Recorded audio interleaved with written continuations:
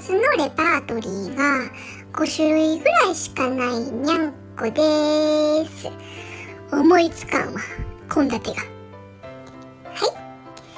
今日なんちゃねを受けてくださったのは40代女性まきさんです。まきさんは以前のにゃんちゃね動画冷静の高さにご出演いただいたともみさんの妹さんになります。まきさんは娘さんとの関係をご質問されましたが、今回のチャネリングではお姉さんであるともみさんがたびたび出てくるのと、まきさんともみさんの幼少期の頃、お父さんが暴れていたというご家庭の様子が出てきます。気になる方は先に動画冷静の高さをご覧になってみてください。さて、まきさんが長女さんとの関係がうまくいかない理由とは一体何だったのでしょうか。それではどうぞ。すごい！誕生日なんですか？すごい！ねえ。まきさんはお子さんいらっしゃるんですか？2人なんです。あ、2人。何歳と何歳になっていらっしゃるんですか？高2と中1です。いいですね。女の子ですか？女の子です。両方とも？はい。ああ、そうなんですね。3人姉妹なんですね。3人姉妹です。仲いいですか？3人姉妹。仲いいですね。私は姉に頼ってばっかり。ああ、そうですか。どっしりしてますもんね、お姉さんね。そうですね。子育ても全部いろいろアドバイスもらってああ、そう。やってます。はい。今回はなんか受けてみようかなと思ったら何か聞きたいことがあるからですか？なんか、ほんと多分些細なことなんだと思うんですけど、長女との関係がうまくいかないというか、なんか私が理解してないのか、なんか合わないなーっていつも思うんです。公認の方ですね。下の子はすごい話も合うし、楽しいっていうか、何でも言えるんですけど、上の子が自己肯定感が低いというか、そういう感じなので、あんまり言ったらいけないなとか、思ってしまって言いたいこと言えないというか、下の子は全然気にせず言えるんですけど、何でも。なんでなんやろうと思って。私が大きい子が苦手というか、ちっちゃい子が好きなんですよ。だから、上の子は長女やから、もう下の子が生まれた時点で、私の中ではちょっと大きい子というか、思ってしまって、まあスキンシップとかももともと苦手だから、あんまり取ってあげなかったと思うし、上の子もあんまり切れてないんかなとか思って、話とかも今もしてても、普通に多分喋ってるんですけど、ちょっとイラってすることとか、あったりとかして、なんか合わないなーって、結構割とマイナス思考な感じやし、なんか多分本人も自分の思ってるように言ってないというか、思ってると思うんで、アドバイスしてもあんまり動かないんで、もう何もほっといたらいいのか、もうちょっと私が関わってあげた方がいいのか、でもどう接してあげたらいいかなっていつも悩むんです。会話もそんなにないんですか？だいぶ今はするようになりました。あんまり自分からそんな喋らない子で、小学生ぐらいまでは、そんな言うほど会話がなかったかもしれないです。すごい話をしたなとかいう記憶がないんで。そうなんですね。あんまり自分からは喋りやらないんで。今は割と私も話を聞くようにしてるんで、だいぶ喋ってくれるようになったかなとも思うんですけど。長女さんとの関係どうしたらいいかなってことですそうね。ですね。わかりました。はい、お願いします。はい、お願いします。今のマキさんが三角座りしてて、膝を抱えてて、膝の上に頭乗せてね、左向いてますね。で、今、周り真っ暗なんです。でも、マキさんのとこだけはちょっと光当たってるので見えてるんですけど、なんかね、面白くなさそうにしてます。すごいなんか、つまんなさそうみたいな感じかな。今ね、周りをわーって見渡したんです。周りの景色はね、基本真っ暗なんですけど、見た時にそこだけがテレビみたいに映像がファーって出てきて、例えばご兄弟とか、娘さんかな、他人の生活とかがすごくキラキラした感じで見えるんです。いいなーって思ってるみたい。なんかね、その差がちょっと苦しいみたいです、今は。自分は楽しいことがそんなないのに、周りの人はキラキラ見えるんですよ。わかります。わかりますか？あ、本当わかりに。ます。でね、周りの人は生きてるっていう感じがするんです。キラキラしてるから。まあ、なんてことないことなんですよ。映像だけ見ると、普通の日常をやってるだけなんです。映像の中にいる人たちは。でもあれですね、ご兄弟かな。今私が見てるのはご兄弟です。でも娘さんも出てくるかな。妹さんの子なのかな。みんな普通の生活してるだけなんですけど、すっごいキラキラ見えるんです。姉とかがですか？そう。でも、そうかもしれないです。私も自己肯定感低くって、姉とか妹は可愛い、綺麗ってすごい言われてて、自分はそうじゃなかったから、それもすごい悲しかったし、兄弟に対してそういう風に見えてるやつはそうですね。このキラキラ見えてるから、余計に自分が低く見えるんです。なんでこんな自分でちっぽけなんかなとか、なんであんな風に笑われへんのかなとか、なんで楽しく思われへんのかなとか、同じ人間で同じように生活してるはずやし、そんなめっちゃ困ってるわけでもないのに、なんでこの差ができるのかなって。で、しかもね、同じご兄弟じゃないですか。で、同じように育ってきてるはずやのに、なんで普通の生活を楽しむっていうことが他の人はできてて、なんで自分ができへんのかなって思ってるみたい。私、被害妄想かもしれないですけど、すごい我慢して育ってきたと思うんです、いろいろ。姉とかは言いたいことを言ってたけれども、私はなかなかそれができなくて、父親も怖かったし、もう今でもトラウマなんですけど、友達とも人に気を使わないといけないのがしんどいから、あんまり本当は関わりたくない。中学時代も高校時代も、クラスメイトとかも自分も出さなかったし我慢して、本当やったら多分バーって明るくしたかったら、やろうけども、なんか自分の中でしなかったんですよ。なるほど。だからそういう楽しくないっていうのは分かります。もうしんどかったですね、学生時代。まあ自分が悪いです。線引いてたから。自分で苦しめてただけなんですけどね。で、だから比較して自分はなんでこんなんなんかなって今思ってます。で、自分が悪いと思ってるかな。だって同じ条件で育ってるのに自分でできんからです。だから今は自分を責めてますね。みんな難なくやってるように見えるんですよ。で、めっちゃ苦しいです。さっき見えたね、お姉ちゃんとか妹とか娘さんとかを背に向けても見たくないから。見ちゃうと比較しちゃうし、見ないようにして反対側向いてて、で、膝を抱えて泣いてます。見ちゃうと、もう自分がどんどんできないっていうのが思っちゃうからね。だから見ないようにしてるみたいな感じですね、今は。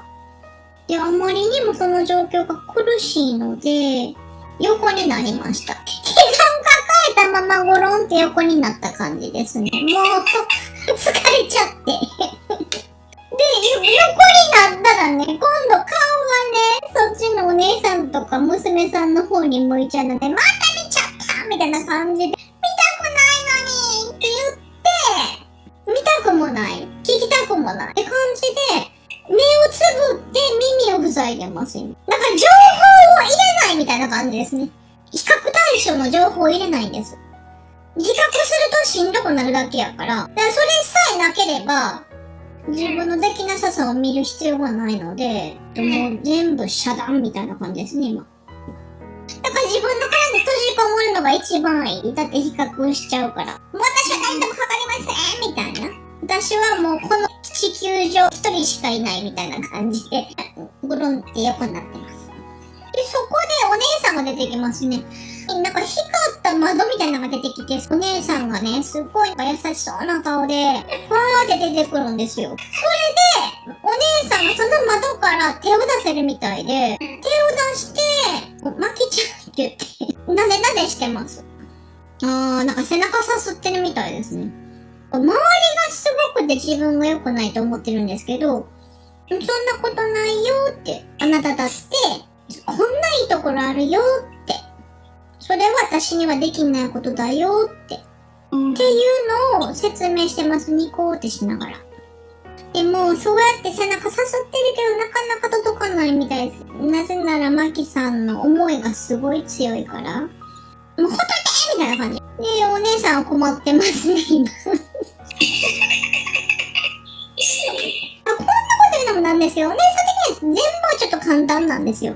物事のいい面を見る人なので、例えば、マキさんから見てお姉さんはすごいよく見えるかもしれへんけど、マキさんにもマキさんのいいところがあるんですよ。そんなん当たり前なんです。お姉さんからしたら。見てって、マキさんにしかできないとこあるじゃないって。それはなんで見れへんのかなって。お姉さんがしたら私はニコニコしてて、すごいお天気みたいな感じに思われるかもしれへんけど、それかって本当に何も考えてないんかなってふうに思うと思ったらできるのに、でもしないじゃないですか、お姉さんは。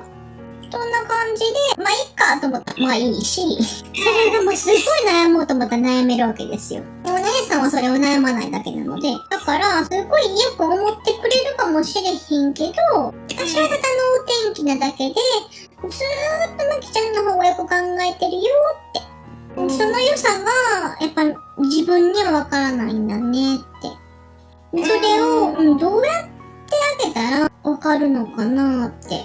それをいくらお姉さんがいたところで、マキさんは基本的に思ってないわけですから、入っていかないんですよ。そもそも背中さすってんのもなかなかね、緊張がほぐれるぐらい感触がマキさんの中に入っていかないので、いやー困ったなーって思ってます。でも、お姉さん引きましたね、今。お姉さん的には、マキさんはできるからって。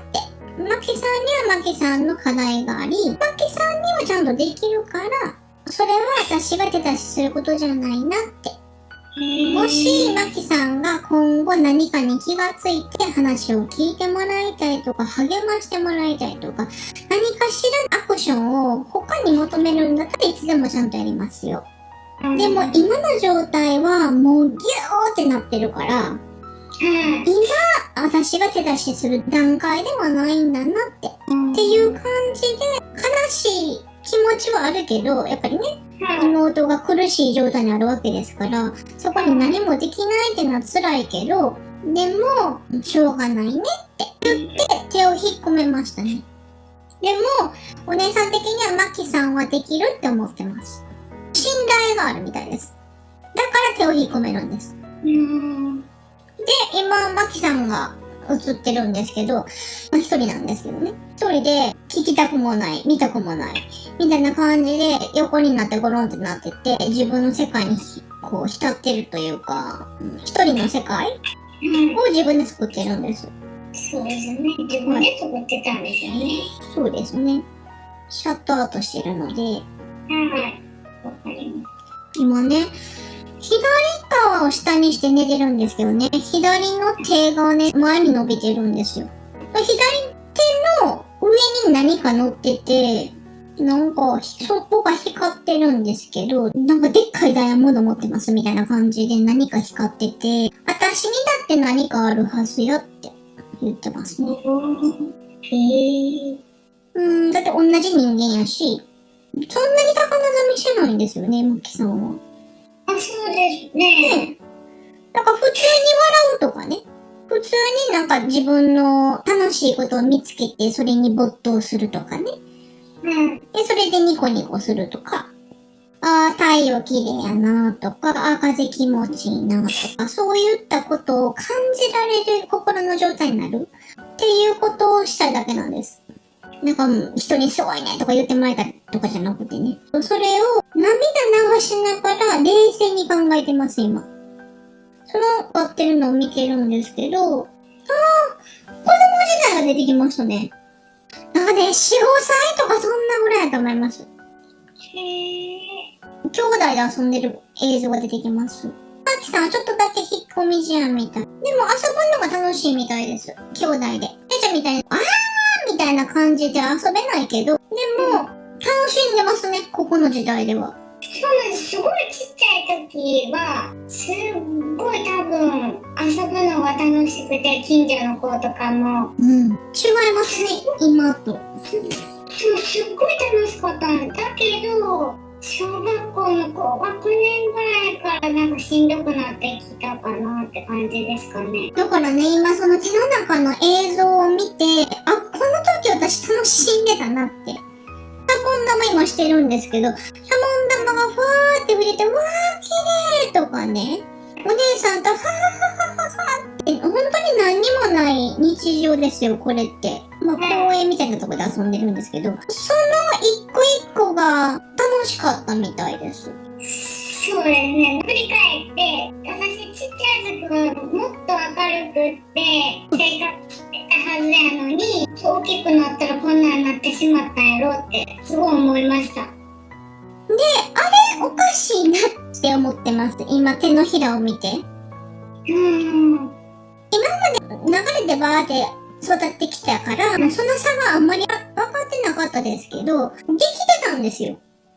そうなんです。ちっちゃい時できてできてたんですよね。た。自分が求めてるのはそれなんですよ。同じように笑う。同じように普通に生活する。あ、シャボン玉綺麗やな。はははははって、楽しいねって、ふふふふふみたいな感じで、普通にやってるんですよ。ただ単にお姉さんも妹もそれを普通にやってるだけなんですよ。それが羨ましいんですけど、幼少期はできてたんですよ。あ、おかしいなと。私できてたなって忘れてたけど、私が欲しかった未来が、実は過去にあったんやなって。その手のひらの上を見てびっくりしてます。だって、できてないと思ってたから、今隠してみてます。手のひらの幼少期の状態と、振り返ったら今お姉さんと妹が笑ってるじゃないですか。今と昔をこう比較して変わってるのは自分だけなんですよね。じゃあ、これは自分のせいじゃないのかもしれないって今思ってます。生まれつきじゃないんですよ、これ。だから、あれって、この間に何かあるなと。自分の思考が変わってしまった何かがあったんじゃないのかなって自分を責める以外にねって思ってます今。そのためにこの手のひらのやつを見せてくれてるみたい。今起き上がりました。私はそれを知りたいって思ったみたい。その原因を知りたい？普通に座ったんですよ。斜め座りみたいな感じですね。大きいマキさんが今いたんですけど、そのマキさんがシューッとちっちゃくなってって、幼少期に戻るみたいです。小学生の4年生ぐらいかな。中学年が高学年か、そんなぐらいかな。お家かな？すいません。お家ですね。もうカオスですね、お家が。カオスこれお姉さんが言ってたやつですね。父ですか？そうですね。お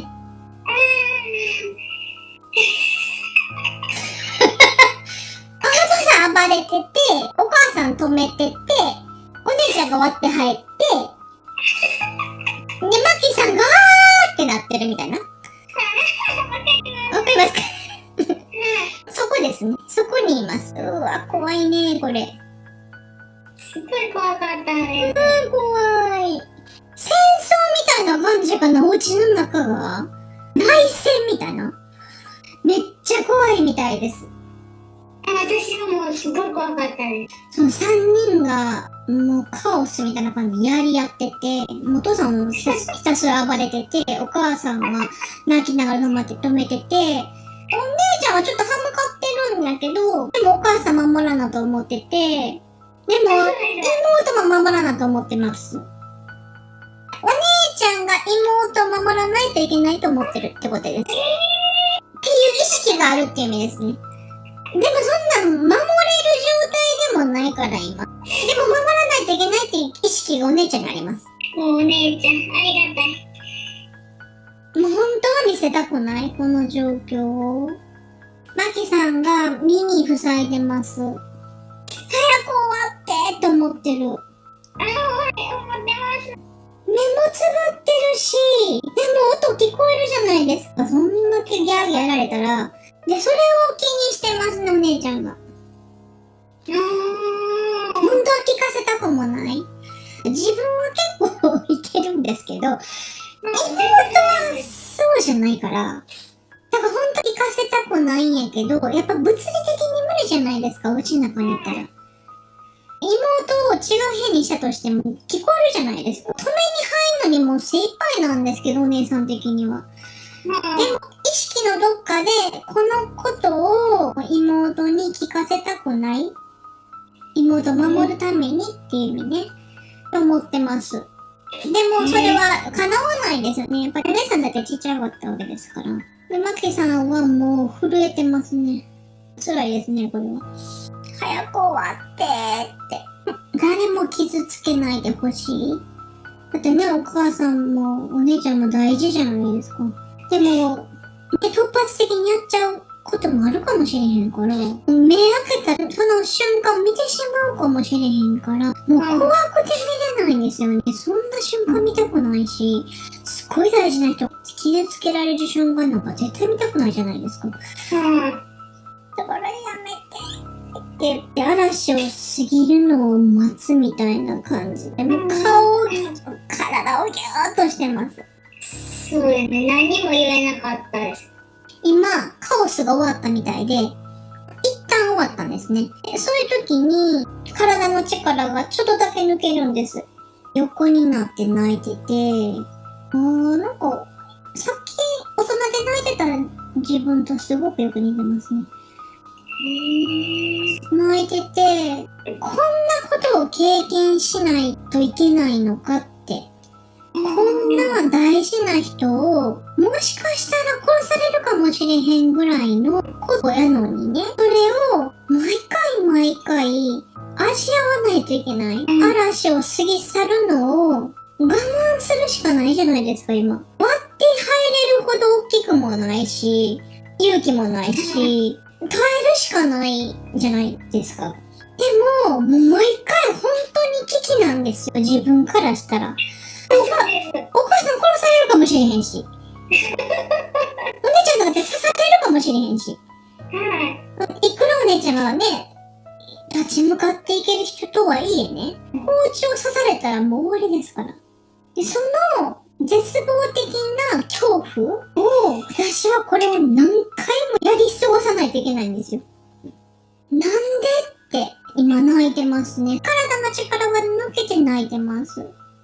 もう聞きたくもない。もう関わりたくもない。だって大切な人がいるから、その大切な人が刺されるかもしれないっていうことが、こう心配ができるわけですから、ここでもし自分一人の人生であれば、この地球上自分だけいれば、人のいざこざも聞かなくてもいいし、自分の大切な人が危険な目に遭わされるっていうこともないし、自分だけの人生であれば、この地球上自分だけいればそんな思いをしなくてもいいのになって思ってます、今。すごいしんどい。あんなお父さんとやっていくのも、自分の大事な人を危険にさらされるのも、毎回もう本当に神様祈るみたいな感じで思うのも、しんどいって思ってるかな。そうだと思います。もう今でも本当トラウマです。それはしんどいでしょうね。このお姉ちゃんも来てますね。大丈夫って。私はそんなに大変じゃないよって言ってるかな。怖かったんじゃないって。横に入れなくてごめんねって。やっぱり割って入るのに忙しいから、お姉さんはね。やっぱお母さん守らないといけないので、物理的にね、体が2つあるわけじゃないから、やっぱお母さんの方に行かないといけないから、この音を聞いてしまってる妹が辛いのは分かっているんです。だから、本当は言ってあげたいけども、物理的にできないから、大丈夫って言って今背中さすってくれてますね。怖かったよねって。でも私は大丈夫やからねって。でも、マキさんはものすっごい怖かったから、背中さすってもらっても声は入ってきません。さっきと一緒ですね。ここで私は一人になりたいって思ってるみたいですね。もう、どんな人間関係もしんどい。もうお父さんとの関係ももちろんしんどいけども、自分の大切な人が危機にさらされるっていうのもしんどいんですよ。だからもともと大切な人がいなくなれば、もともといなければね、そんな心配ないじゃないですか。だからまあ、さっきも言いましたけど、地球上で自分一人だったらそんな悩みないんですよ。だから、自己防衛ですね、これは。自分を守るために、自分はこの世で一人であるっていうのを思い込もうとしたみたい、ここで。じゃないともう自分を守れなかったんですよ。だってもう聞こえちゃうから。止めれないし。別に責めてるわけじゃないですよ。止めれないのはまあ当たり前ですよ、あんな。でも、物理的にも聞こえちゃうから、何回も何回も繰り返されるカオスから、自分の身を守ろうと思ったら、もうね、関係性を遮断するしかなかったんです。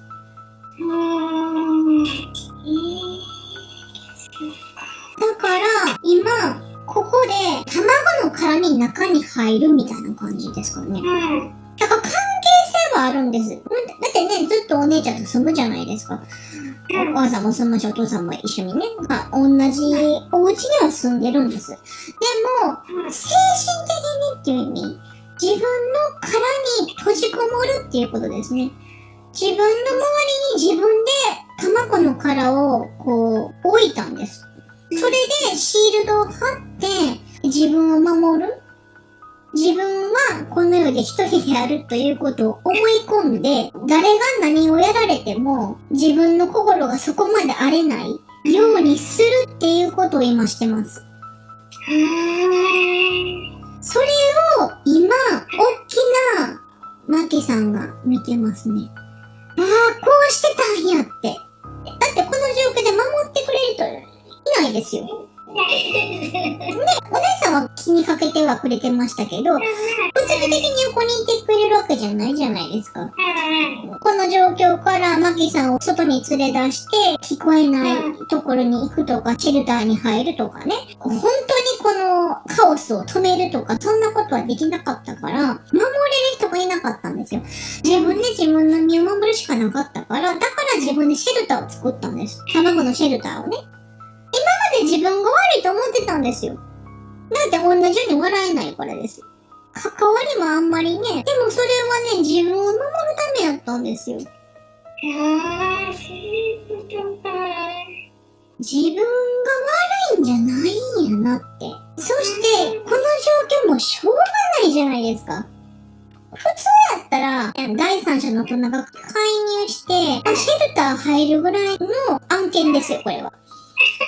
でも、それも叶わなかったわけ。だから、もう自分で自分の身を守るしかなかった。自分で自分の心を守るしかなかったんです。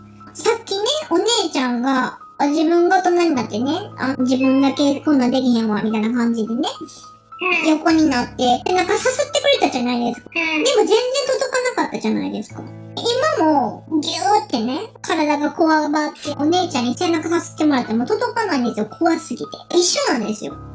背中さすってもらって自分の心に入っていかないっていうのは、例えば自分が頑固とか、自分がプラスに思えないとかね、何かしら自分に欠点があるのかなと思ったんですよ。でもそうじゃなかった。あんなカオスを見て、体がキューってこわばってったのはもうしょうがないことやしね。その時に背中さすられても入っていかないんですよ。それがきっかけで、今でさえもね、マキさんには届かないんだなって思ったって感じかな。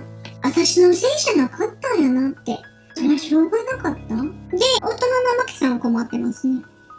自分が今もね、人と関わり合いがなかなか持てないとか、人がよく見えるとかね。っていうのは、この子が自己防衛をした結果そうなったんやなって。でも今、状況が違うじゃないですか。マさんはもう暴れない？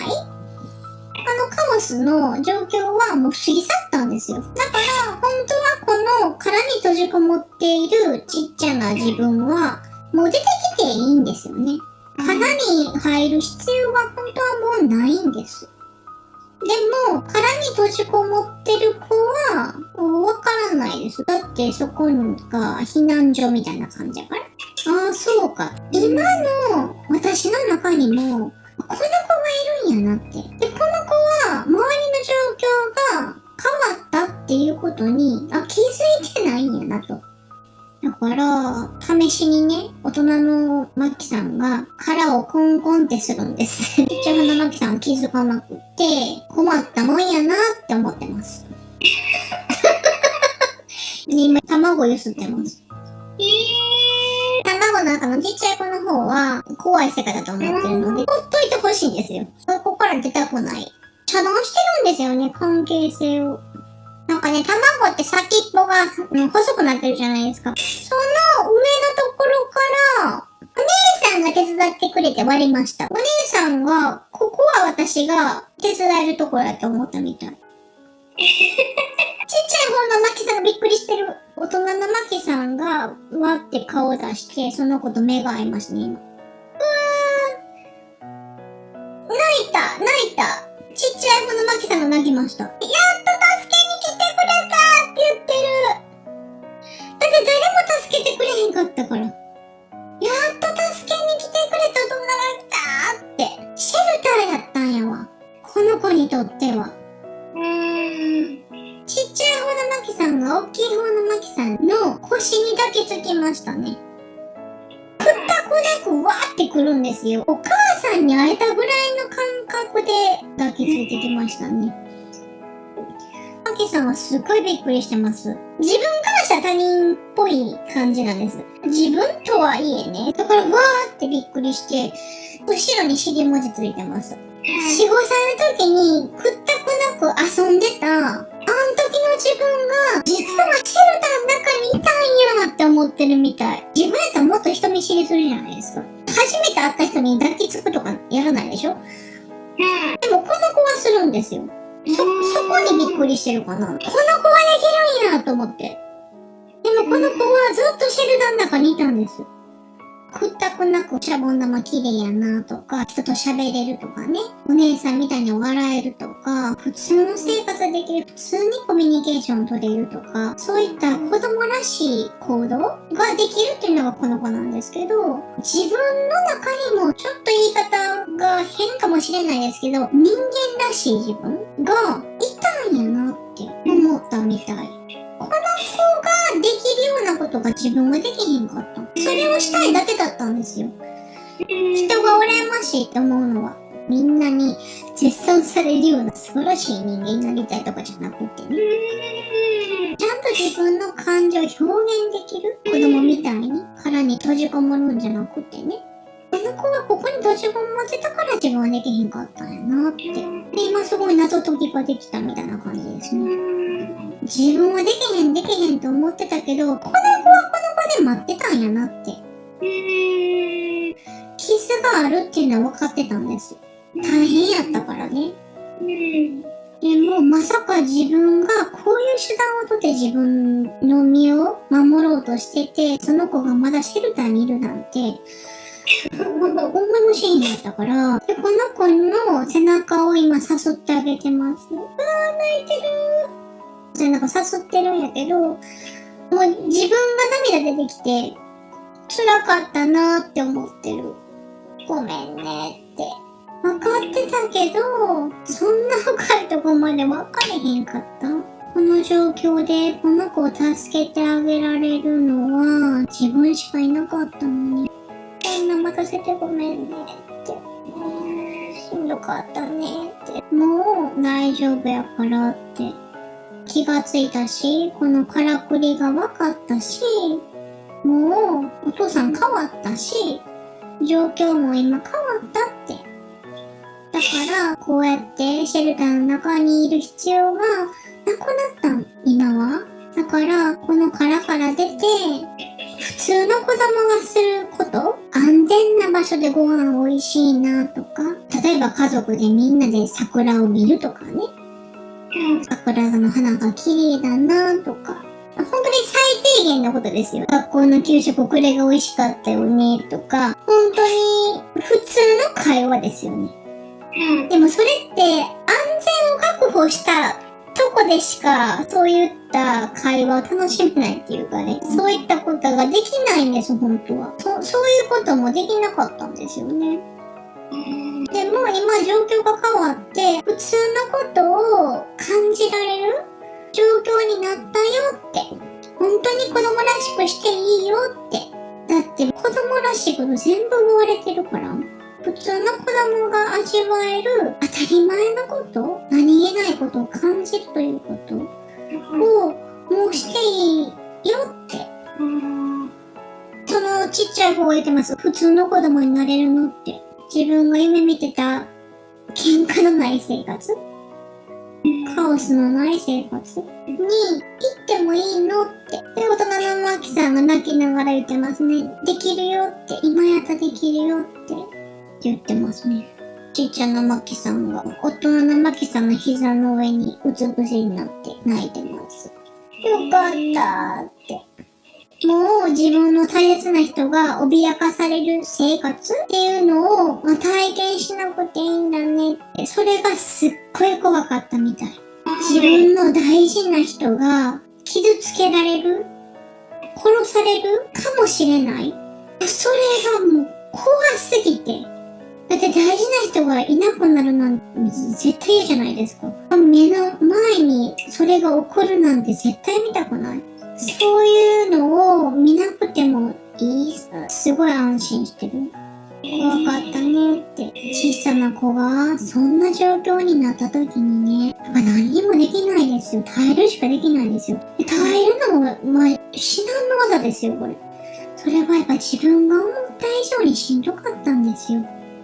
今来たけどごめんねって遅くなってごめんねってでももういいって言ってもう怖さを体験しなくていいっていうことをしてただけでもすごい嬉しいみたい。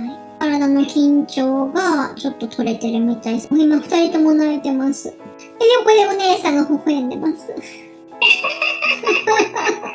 よかったなやっぱりね、できたでしょって。やっぱりできるのよって。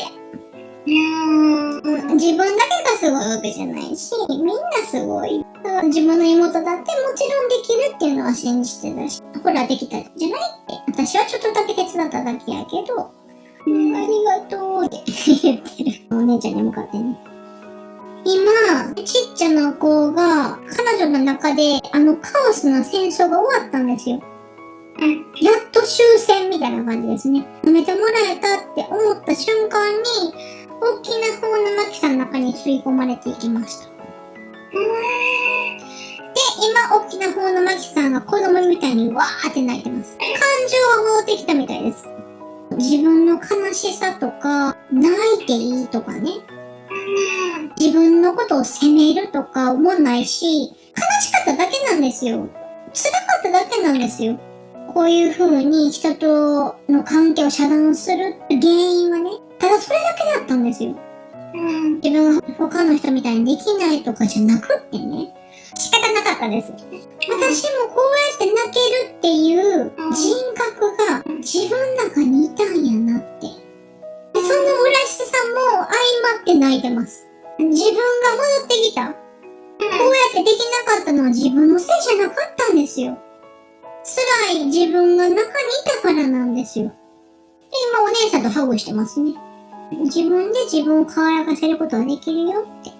今、スタートラインに立ったんです。自分の過去を清算して、ちょっと言い方悪いかもしれないですけど、人間らしい生活が始まる。感じていい。悲しいって思ってもいい。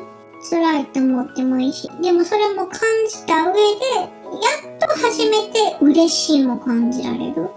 という意味で新たなスタートですね、今は。恐怖の世界で耐え忍ぶんじゃなくて、人間らしく生きていい。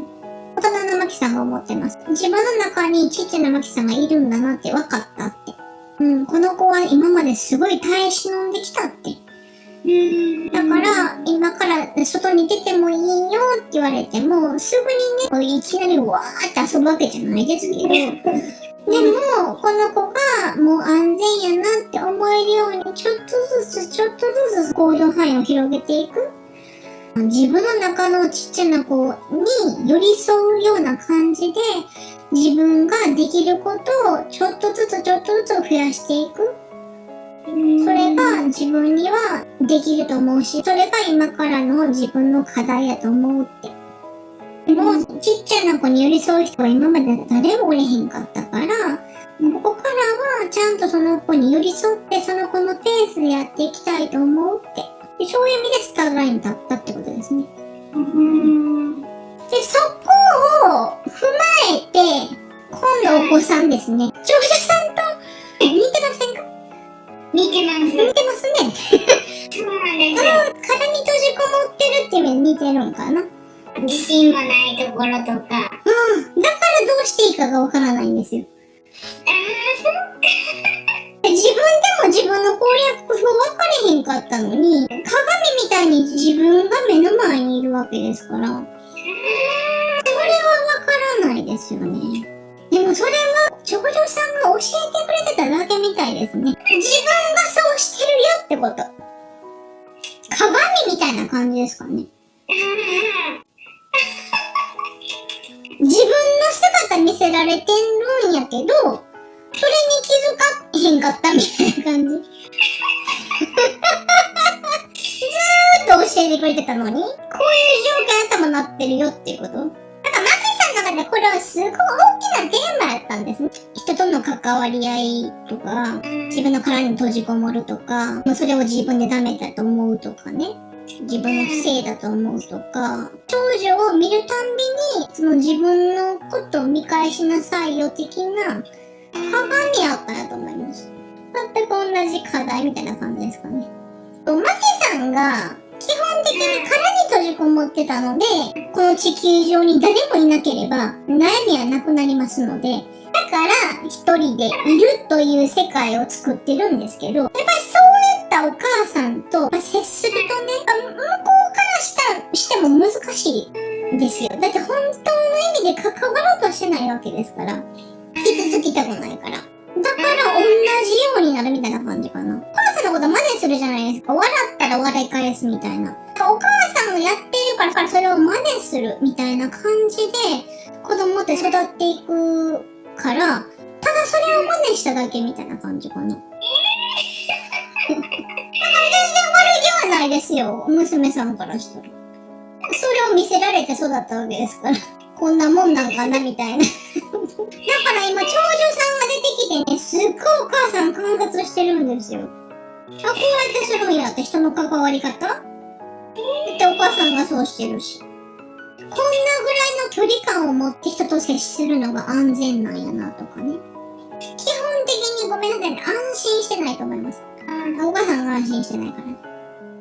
しょうがないじゃないですか。今まで安心して暮らすってことを基本的にしてなかったわけですよ、マキさんは。それはしょうがないですよ。緊急事態だったから。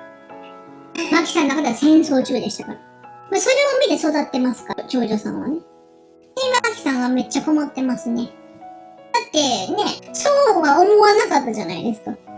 まさか自分の鏡がね、出来上がってるとは思えへんかったし、意図的でもなかったしね。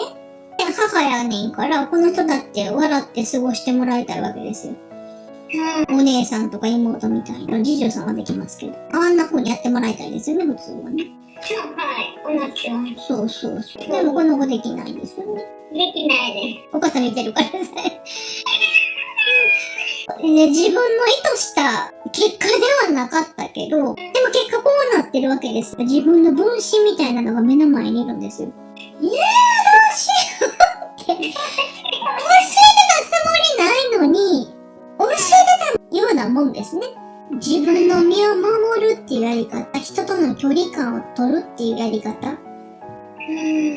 自分の願いからしたらね、自分のようにはなってもらいたくないんですよ。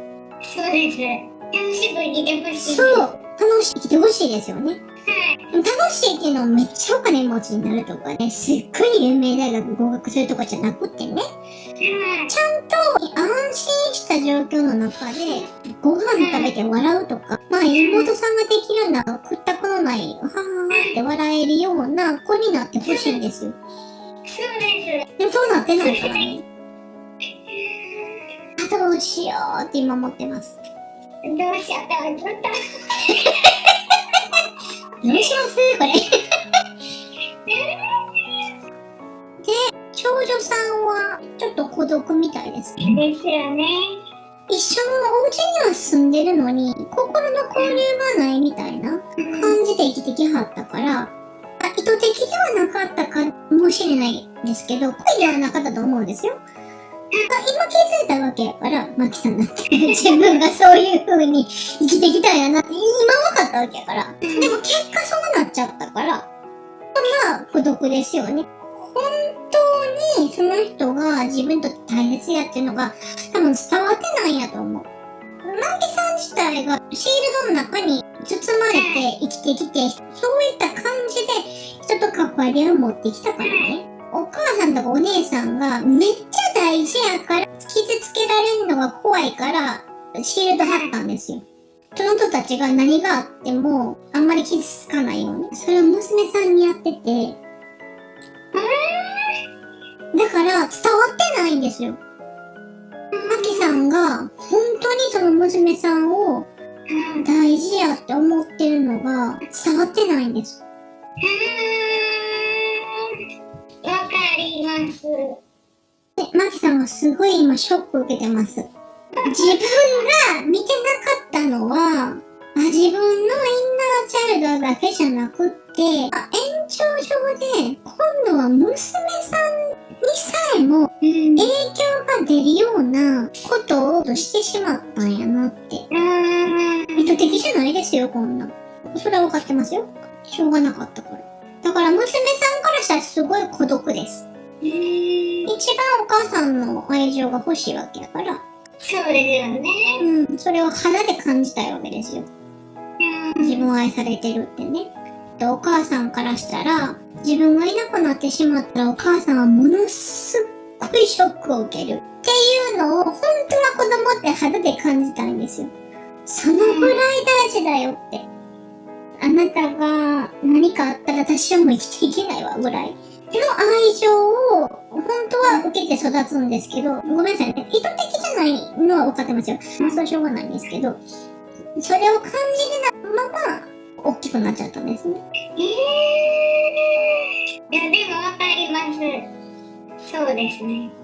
その通りです。この人もまるでその殻の中に入ってるかのようにこう大きくなってきちゃったみたいな感じかな。この人の周りに人がいないです。マキさんがその中に入れてない。だからちょっと孤独ですね。すごい寂しいみたい。自分が必要とされてないっていうか、必要としないわけじゃないですよね。マキさん的には娘さん大事やけどね。でも、娘さんが何かあっても傷つかないような距離感で接してきたんですよ。そんなことされると、今度娘さんは自分いらないんかなと思いますね。だから、私って一人で生きていかないといけない。この人も孤立無縁ですね。ちっちゃなマキさんと一緒ですね。ごめんなさい。誰も私のこと分かってないし、誰も私のことを必要と思ってないし、私がいなくなっても泣かないんだなって。お母さんは泣くかもしれない。でも、本当の意味で泣いてないっていうのが分かるんじゃないかな、この子には。そんな距離感があるってこと。お母さんとの間に。だからどうせお母さんがいろんなこと私に言ってくるけど、どうせ私のこと思ってないよねって。だって私がいなくなってもお母さん悲しまないやんって。長女さん的には、やっぱりちゃんと泣いてくれるお母さん。生きてるっていう感覚があるお母さん。そういう人に接しられたかった。もっと私の中に入ってきて欲しかった。殻の外じゃなくて、ちゃんと殻の中に入ってきて抱きしめられたかった。ちゃんと体当たりで、あなたのこと必要ですよって。どんなことがあっても、あなたのことをすごい大事に思ってるって。何を投げ出しても、どんな危機があっても私はあなたのこと守りますって。っていう、本当に体当たりみたいな愛情、本当に近くに入ってきて欲しかったんですよね。ちゃんと抱きしめて欲しかった。でもそれが、まあね、致し方ないとはいえ、マキさんができへんかったから、どこどこを感じてた私っていらんねんなって、寂しさを感じてたみたい。だから、結局ね、鍵は、マキさんが変わることですね。マキさんが本当に、4歳、5歳の頃の、屈託なく笑うとかね、いろんな感情をそのまま感じてそれを表現するみたいな自分を取り戻して、その上でちゃんと娘さんに愛情表現をする。じゃないと伝われへんやと思う。シールドに入ってしまったままのアキさんの愛情では、この子にちゃんとした愛情が伝われへん。あるんですよ。愛情はあるんやけど、でも、それをちゃんと感じたいんですよね、この子。まずそこですね。そこが課題というか、この子はずっと待ってますよ、それを。そのために見せてくれてたわけだし、こういう風になってますよって。今の私の状態があなたの状態ですよっていうのを、まあ、本人の自覚はないかもしれないけども、鏡として見せてくれてたし、だからマキさんもこの状況を打破するには、子供の時のような感情をちゃんと普通に感じて普通に出せるという自分を取り戻すということ。そして娘さんからしたらそんなお母さんに愛情をもらうということが必要なことなんやと思う。今、ちょっと言い方が変になるかもしれないですけど、人間らしいマキさんが娘さんに向かってすごい柔らかい、すごい綺麗な光に包まれたマキさんがすごいニコって笑ってるんですけど、マキさんの腕の中に長女さんがいて、長女さんは二重に見えてるんです。今の長女さんとなんか赤ちゃんみたいな長女さんがダブって見えてて、その長女さんをこう抱っこしながらニコってしてるんです。愛情を注ぐっていうののやり直し、赤ちゃんからのやり直し。ただただ愛情のシャワーをこうかけてあげる、ずーっと。お母さんってずっと赤ちゃんを抱っこしてニコってするじゃないですか。ちょっと笑っただけで、ニコってお母さんが笑って、ほんで子供も笑い返すみたいな感じで、そうやって愛情を感じていくんですよね。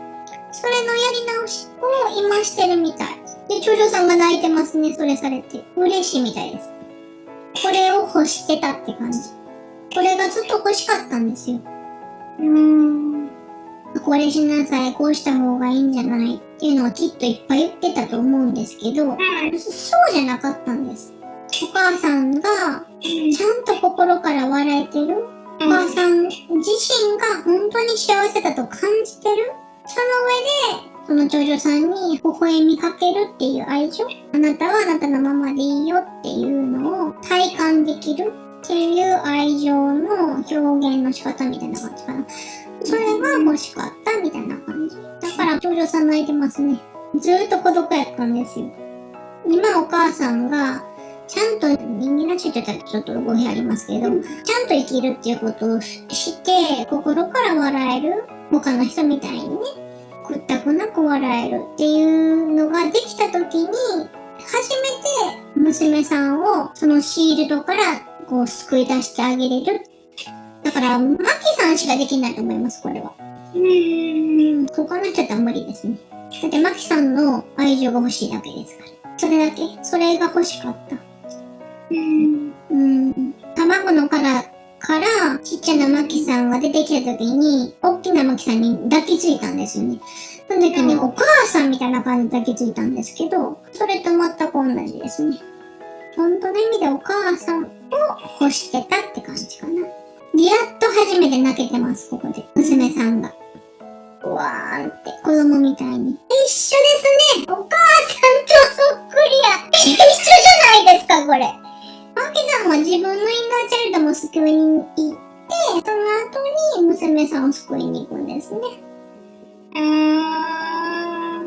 だから繋がってるんですね。まず自分ですね。だから先に自分のが出てきたんですね。今、泣いてる長女さんを抱きしめてるんですけど、これこそがしたかったことですよ。どこの大学行くとか、考えてること分からへんとか、なんかそういった悩みはいっぱいあったと思いますけど、結局これなんですよ。こうしたかったんです。これが、とりあえずのゴールみたいな。この謎を解き明かすための今回の機会でしたね。だから、取ってつけたようで申し訳ないんですけどね。これからが新しい人生、マキさんと長女さんの新しい人生がこっからスタートするんですよ。だからまさに誕生日ですよね。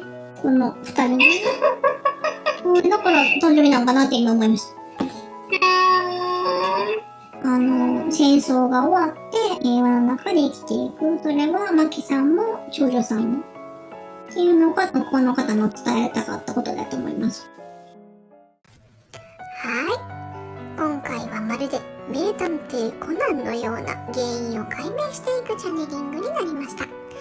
自分を守るためシェルターに入るしかなかったちっちゃいマキさんが普通にいろんなことを感じることができるようになり、長女さんに輝くような優しい笑顔ができる日がきっと来るとにゃんこは信じています。今週末の献立は体当たりの愛を持って唐揚げ、焼きそば、味噌鍋という先週も作ったなっていうレパートリーで攻めてみたいと思います。今日も最後までご視聴ありがとうございました。